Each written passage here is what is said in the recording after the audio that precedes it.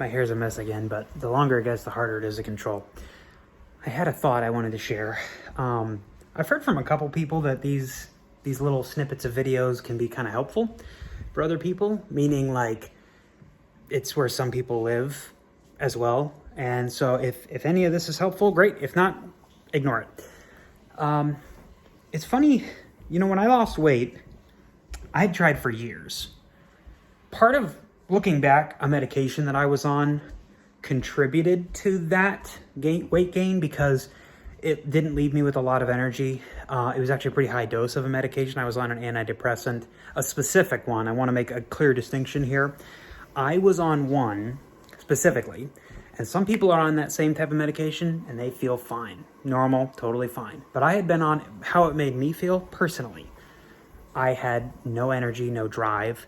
The only thing I really wanted to do was the bare minimum and eat and do other activities that were fun, basically, and easy, so it was hard to go out with friends even sometimes. And that was also because I was probably on too high a dose. My point is that I now see as a contributing factor to what I was going through. But the other factor was also that I had put a lot of unnecessary pressure on myself because I looked at how I was eating. And it was like I ate fast food sometimes 2 or 3 times a day, like that bad, and a lot. And it just was not good for our budget. It was not good for me. And every time I did, I was like, this is so bad for me. I feel so bad about this. And of course, being a Christian, I looked at that through a rather moral lens and was like, look at what you're doing to your body. Like, this is not honoring God with your body. And I would say things like, and another aspects, like, this is not going to lead to a long, healthy life. Like, I know that, and I want to have a long, healthy life. And this might be a bit meandering, but bear with me. But that never really fixed anything. Just needing to do something differently didn't fix it for me. Maybe it does for other people, and great for you. If that's the case, seriously, if that's the case where you're just like, I have a problem, I'm going to just change it. Awesome if that worked for you. Did not work for me. That's just not how I'm wired. That's just not where my brain goes. Because I tried that a lot, and it just didn't work. I would either get on something.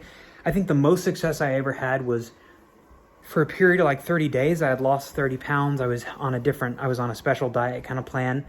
And naturally that kind of budged out with other things, and it just eventually became nothing. And then I gained it all back with interest. But what happened when I lost weight was this time around was, and I'm not going to go into all the specifics, but because that's another video.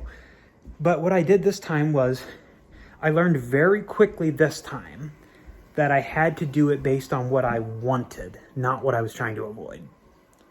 I had to want a healthier life more than I wanted to stop eating badly.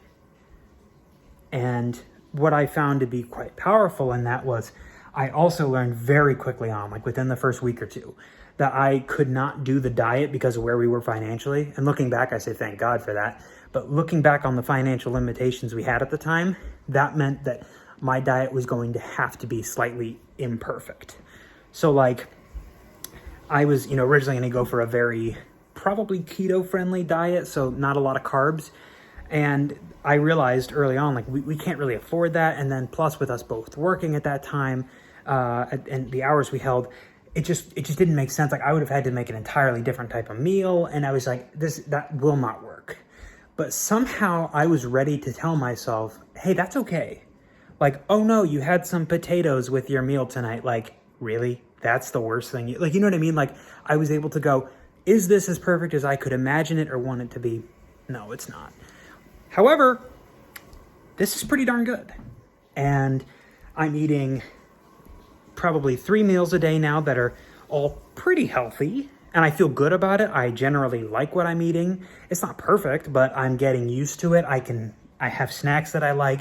I have substitution things. So at that time I was still, I had this drink that I would drink that had a lot of vitamins and nutrients in it, and it was very, like, it tasted kind of sweet, but it really wasn't, not sugary. And that like kind of fixed a craving for like a milkshake or an iced coffee with a lot of sugary stuff in it. And I didn't feel like, oh, I'm dying for this other stuff. I was like, I can do without it. I don't need that necessarily. And what happened was, my point, over time, I started to feel pretty good about this. I was like, I don't really miss those things as much. It didn't mean that I never ate anything unhealthy. I really tried to avoid it just because my personality is very all or nothing. And learning to limit that to a healthy level really helped. It was a good challenge because it reminded me that A, I'm imperfect. B, I am a human in need of God's grace. C, I'm not Superman. And D, that good steps that can be maintained are far better than perfect steps that you cannot repeat. And there was something, and so like, it forced me to trust God a little bit because it made me say to him, God, this is the best that I can do, that I can keep doing right now. And I know this was diet. It wasn't like I was like out having an affair or something where that's more drastic. That's like, we need to cut that out. We need to drastic measures here. It wasn't like that. But to me, it was important. It was about being healthy. It was about being better. And in my mind, I wanted to take care of my body, right? Simple as that, okay? But my point being, it made me rely on God a little more. It made me go and be okay with, no, it doesn't make any sense to feel guilty about this, okay? And I think that applies to certain areas, to other areas too. Whatever you're looking to improve in your life, and it may be valid. Like, there are some things in our lives we probably don't need to improve, okay? Like we probably, let's say it's like, oh, in our house, I always feel bad that it's a mess or something. And then I feel this spiritual guilt of like, you're not giving God your best. It's like, now to me, the sound of that is like, really? But to some people, it's not. They were raised in a house where like, if anything was left out ever, it was a big deal. And you got made fun of by your parent, or you got reamed out by them. And that was like a big problem. And you came to look at yourself as bad because of the voice you heard from your parents.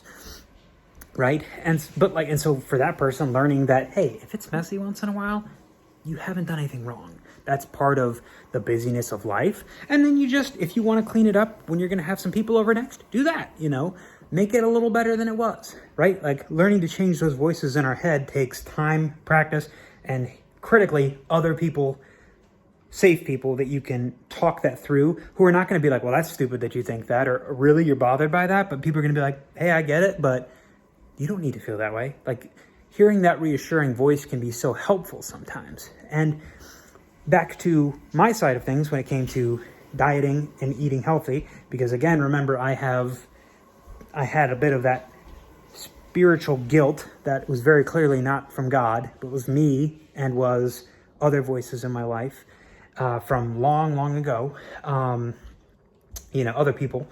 And what ended up happening was, trying not to lose my train of thought here, that progress started to build, and I felt really good about that. And I always was careful to make it about what can I do to be maintained?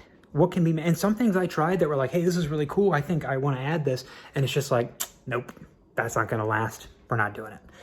And then there were other times where I would think of one small thing and I'm like, hey, I might add that in. I'm just going to try to drink a little more water. Like, maybe I drink 32 ounces a day. I'm going to go to 48.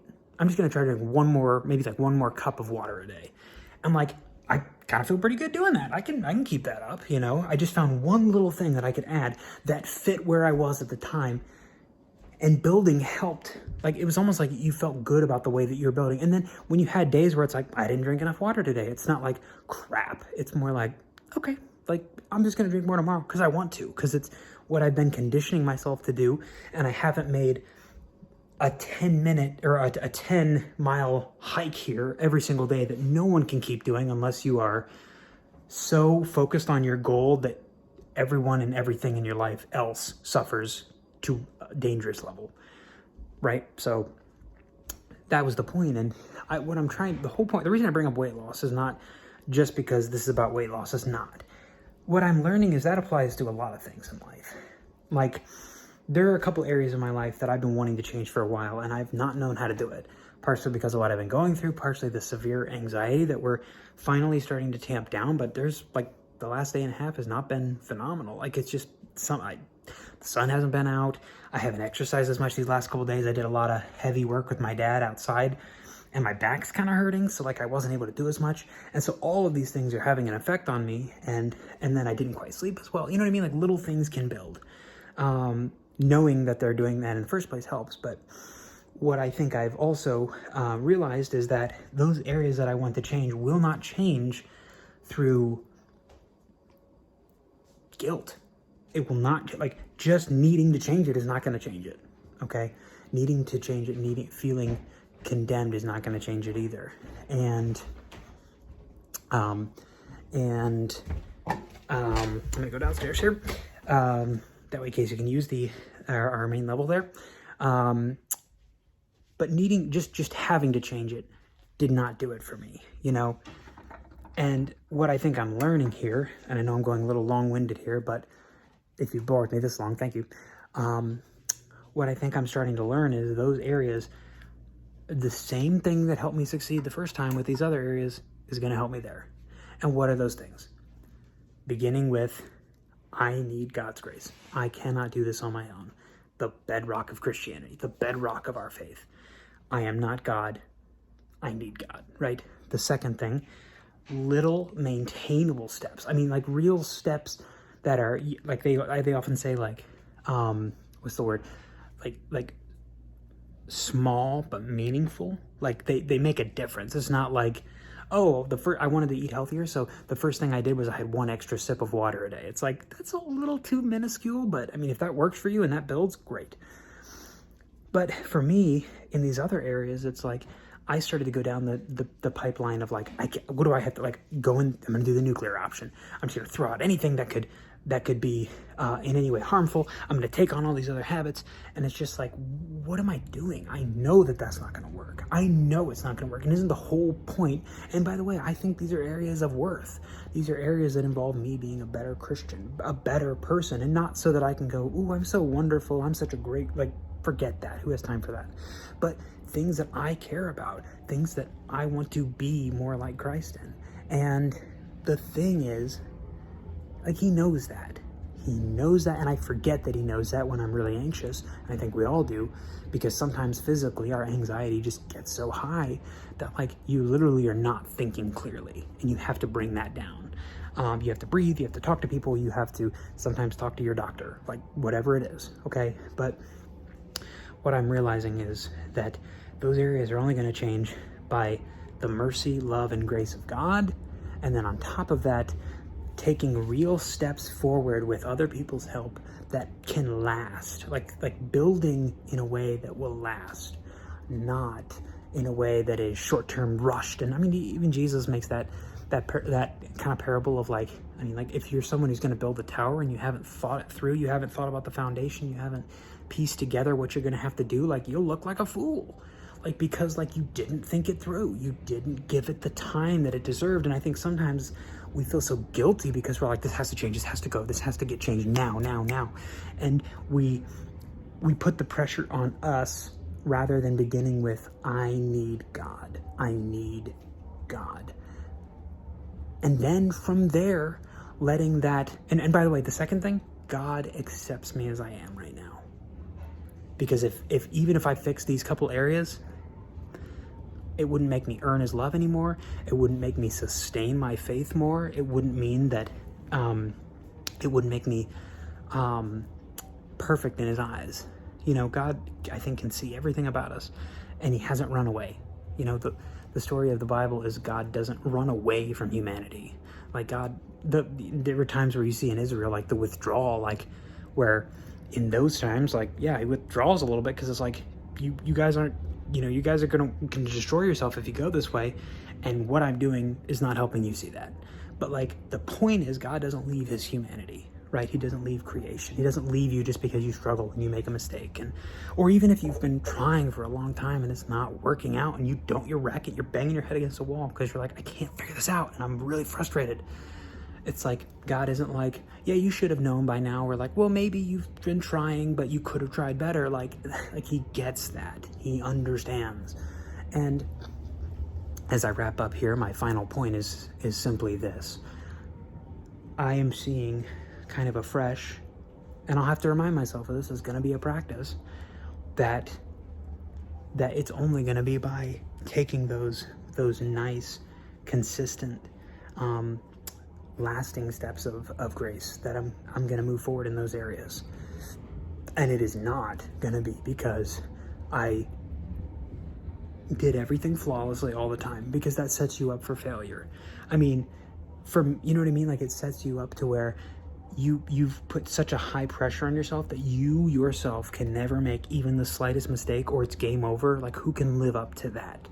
The point is, I think, of beginning and ending with our need for God, and then trusting that this is how we get out of these things, by letting God help us, by letting him show the way. And he may only show one small step, and that will have to be enough. And then for our guilty consciences, we'll have to say, like, you remember that verse in, I think, 1 John, where it says, like, and if our hearts condemn us, God is greater than our hearts.